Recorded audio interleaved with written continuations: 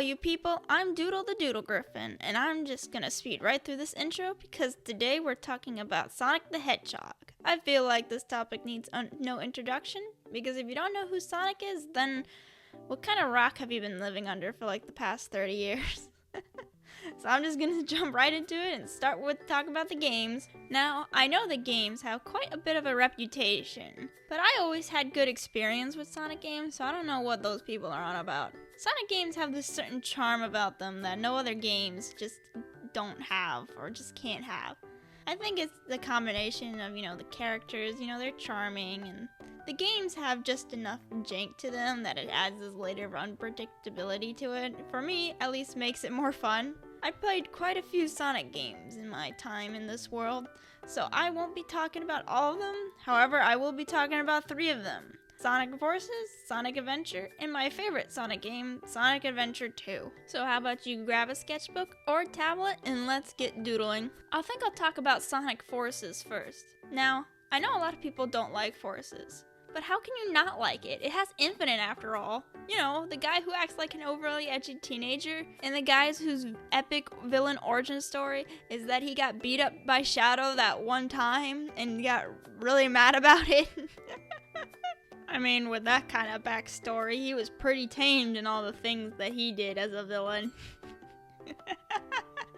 Okay, in all seriousness, I know I said I had always had good experience with Sonic games, and that still stands true, but let's just say some were better than others. I was most disappointed with Infinite's character.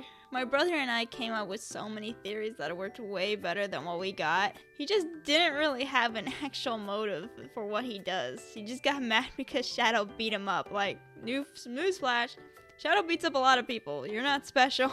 I know Infinite was not the only character in this game that got treated so poorly. Pretty much everybody was portrayed very poorly. Because you're telling me that my man Silver got beat up that easy? Nah, something's wrong. Although Silver is my favorite Sonic character, so I may have some bias on that. I'm not gonna go into why he's my favorite in this video because I have way too much to talk about, so Silver will get his own video in the future. But that still does not excuse what they did to my poor man Tails. Aw, Tails. Oh, poor Tails. If you know, you know. For the most part, I did like the game, more so the gameplay, because let's face it, the story was not that good. I'm one of those people who actually like the character customizations. I know, some people didn't really like it, but I did. It was pretty customizable on your first playthrough, and you can unlock a whole lot of clothing options as you play through the game. I like this because I used to have Sonic OCs, so it was pretty cool, actually be able to, have your OC in the game. Though I did wish they would have more options for, animals that you can choose, because, they have both dog and wolf characters in there, and so it's really? Anyways, I say used to have an OC because I ended up liking them so much that I removed them from, the Sonic world and put them in their own world.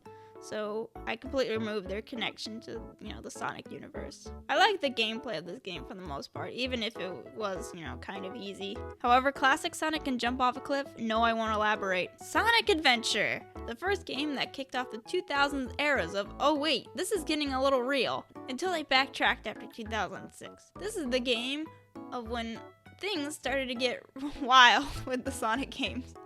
For example, the story of this game consists of each playable character learning the existence of a being of chaos and water that Eggman revived, only to lose control of it.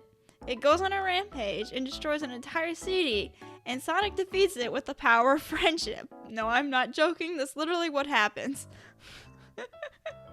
You learn the story by playing through every character's story path, and then unlocking the final story, which is the ending of the game.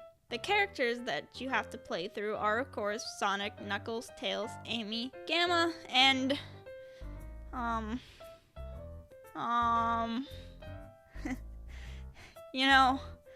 never have I ever rage quit a game on the first level before. That was until I played Big the Cat. I always thought people were exaggerating when they said Big had, the worst gameplay in all of the Sonic games. That was until I played it. Thank goodness there was only like 5 levels or else I would have died. I like the character, but please, anything but this gameplay. I got flashbacks when I found the fishing minigame in Sonic Frontiers. Overall, great game. I would recommend it. Although there is something I would like to point out because it's hilarious. In Sonic Adventure, Chaos floods the city and destroys it. In, the cartoon or anime Sonic X, when the show gets to, the Sonic Adventure story arc, at least in the English dub version, there's this newscaster lady that says, after when Sonic defeats Chaos, that no one got seriously hurt or died. You're telling me that Chaos destroyed an entire city, flooding it, and nobody died? Okay, I guess moving on. Before I talk about the last game, I would like to sidetrack a little bit and talk about the music. Say what you want about the games, but pretty much everyone agrees that Sonic games have like some of the best music. Like, I don't know what's going on half the time in the writer's room, and the game development team is doing who knows what, but the people who make the music are always on point. It's just like Sega just decided, if the games are gonna be hit and miss, music, we gotta put all our budget into that. And not just their lyrical songs too, but like the level music. Like, have you ever heard of Mechanical Resonance? Like, mwah, chef's kiss. My top 3 Sonic songs, in no particular order, are Escape from the City, Open Your Heart, and the Zero Gravity versions of Catch Me If You Can. That may or may not be foreshadowing. SA2, also known as Sonic Adventure 2, is, like many others, my favorite Sonic game. And probably the one that deserves a remake the most, not Generations. Like the 3rd Sonic the Hedgehog movie that is most definitely going to have Shadow in it is coming out, and you're remaking Generations. Not like the game that Shadow was introduced in or anything like that, but no. Anyway, Sonic Adventure 2 it just does everything right. It has good gameplay, a great story, and awesome music. All of those being reasons why I like it. But Sonic Adventure 2 holds more of a special meaning to me.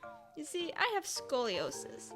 And for those who don't know, scoliosis is a mental condition that makes your spine all crooked. Some people, wear back braces to help, make it straight again, and some people have to get surgeries. I was one of those people. The surgery is called a spinal fusion, and it basically means that doctors use metal rods and screws to make your back straight again. And the recovery for this is 6 months. So needless to say, I was very bored. During that time, I started watching Sonic X. I got to the part, where they started doing the Sonic Adventure 2 arc in the show, and it made me want to play Sonic Adventure 2. I had an Xbox 360, and I was able to buy it, the digital version of it off the online store. And I had a blast playing it. Between this game and Sonic X, it inspired me to make my own Sonic OCs during my recovery, which I love so much that I ended up making their own thing. Characters I still draw and write stories for to this day, even after 7 years. If any of you have seen my short page or even follow me on Instagram, you probably know some of these characters. So yeah, Sonic Adventure 2 is basically what inspired me to make this channel, because I posted animatics of my OCs way before I started making Doodling with Doodle videos. During my recovery, I was playing this game a lot. And I mean a lot. I would play the multiplayer with my brother, and I got so excited when I unlocked the final story, only for my Xbox 360 to get the Red Ring of Death. Before I could finish the game, yep, the last level. I was devastated, and for a couple of years I was never able to finish it, until I found it on the Xbox One, and I was finally able to finish it. After so many years, I finished it. It felt so good to beat the final boss fight with Live and Learn playing in the background. I did it. I was able to finish playing Sonic Adventure 2. So I'm especially excited for this third Sonic movie, because it looks like it's going to be heavily based off of, or at least loosely based off of, Sonic Adventure 2. But now it's time to move on to the final artwork. Now, with everything I just talked about, you might think I would be drawing Sonic, or Shadow, or perhaps maybe even Tails. After all, I drew them in the sketching portion of the video, so it would only make sense, right? But you're wrong. I tricked you. I'm drawing Jet the Hawk, because I wanted an excuse to talk about the Babylon Rogues. Mwahaha! I want to talk about the Babylon Rogues because it relates to one of my biggest pet peeves in this whole franchise. No, it's not the lack of character development and interactions with side characters in the games. It's not Shadow's many character assassinations. Because those things can be fixed, if Sega puts the work and effort. The thing I'm talking about can't be fixed without a retcon or a reboot. It is the fact that why can none of the bird characters fly?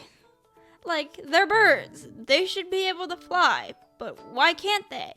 And I don't want to hear, oh, maybe they're just flightless birds. Jet literally has Hawk in his name. Rouge can fly. She has wings. You know why?